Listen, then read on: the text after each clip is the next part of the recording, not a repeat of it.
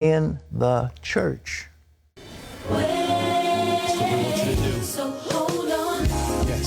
James Fortune's music has topped the gospel charts for more than a decade. Ministry was my life. You know, it's all I've known. I started playing the drums at 5 years old. Fortune is a preacher's kid from Houston, Texas. He's recorded 7 albums, earned 2 Grammy nominations, and performed for packed crowds around the world. But in March, this singer and songwriter traded those venues for this courtroom where he pleaded guilty to assaulting his wife. You've been given 5 years probation. Yeah. Spent 5 days in jail. Yes. What were 5 days in jail for you, minister of music, like? I can't imagine any more than that. I mean, it was rough. I had a lot of time to just think. You know, I had a lot of time to think, why am I in here? What am I doing? You know, because I've sung in so many prisons. I've ministered in prisons. You know, we've gone to prisons and, I mean, maximum security prisons and shared the gospel and ministered. And now, you know, here I am as an inmate myself. And you did 175 hours community service? Yeah, I'm still doing it. Still doing that? Yeah. And what does that involve? Whatever the city needs, picking up trash, cutting grass. It's not just chilling, I'll tell you. It's not, I mean, you're right, it's Texas, it's Houston in the heat, so. James and his wife, Cheryl, are legally separated and can have no contact for the next 5 years. She isn't speaking publicly, but issued this statement to him in court. I hope in all of this you get help, serious help. Although this probation might be like a slap on the wrist, I hope you look at it as a moment to better yourself and change something within you for your future. In terms of what happened, there are reports that you threw her against a wall, hit her with a stool, threw her out of the house. Were there any broken bones? There were no broken bones. There were no internal injuries. There was no broken pelvis. Those reports were false. Her being beat with a stool was false. Mm-hmm. Now, you know, like I said, I did put my hands on her. I did physically restrain her and remove her from my room. This was something that was difficult for me because a lot of people were saying, you know, don't talk about it, you know, just kind of just let it go and, you know, let people forget about it, hopefully, and move on with your life. But as I was praying, it's my spirit that didn't sit well with me. And God was like, I want you to share your story because domestic violence is something that the church doesn't talk about. And so I'm basically stretching out saying, you know what, I was a perpetrator of domestic violence. I was an abuser in more ways than one, but I believe that's how God is healing me. Instead of just believing and praying, James is fully involved in the healing.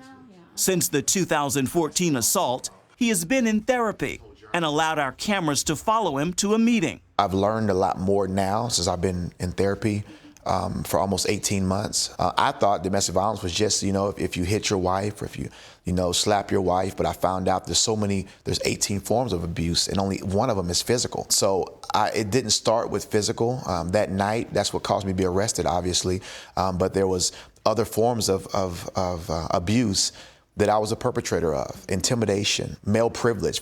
You're certainly not a victim in this, but what all have you lost as a result? You can't even put a number on it, you know, because even now there's so many churches who just don't want me in their church. You know, they don't want to have anything to do with my ministry.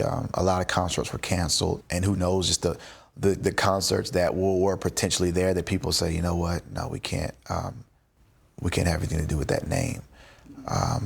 But that hasn't been my focus. There was a time when I didn't even think I would get to this place of to feel the way I feel now. There's a place where it seemed like there was no light at the end of the tunnel. You were suicidal? I started off taking antidepressants just to help me sleep because I hadn't been getting any sleep for days upon days. So I was taking them to basically just get some rest. And I started just feeling so guilty for what I had did, bad choices that I had made in my life. And I just didn't feel like I had anything to live for. So you have a bottle of pills that you're thinking I'm going to take and just end it all. Yeah. What stops you? People were praying for me. So many people were letting me know that, James, you know, it's not over, it's not the end. Many pastors, many Christian leaders around the country and around the world were reaching out to me. But you get to a point to where you're like, you know what, I don't even deserve forgiveness. I'm out of the reach of grace. For me personally, it was remembering even my grandmother's prayers, you know, praying for me as a boy. And God kind of told me something. He said, James, prayers don't expire. What's been the most difficult part? For me, the most difficult part is the separation, you know, from my family. even my children, to not know exactly why their father is not around as much as he used to be, and trying to explain that to them and let them know that, I just made a horrible choice. Fortune spent 6 months separated from his 4 children. Oh, did he get it? These days, he's with them at least once a week. You posted on social media, please pray that during this process, God continues to perfect and restore me so that I'll become a better man, father, and Christian. Yeah. What's this process been like? I'm gonna be honest, the process has been very, very beyond my expectations. My eyes have been open. Yeah, it started out rough. Yeah, I was suicidal and didn't think I had anything to live for. Didn't think my life had any more purpose.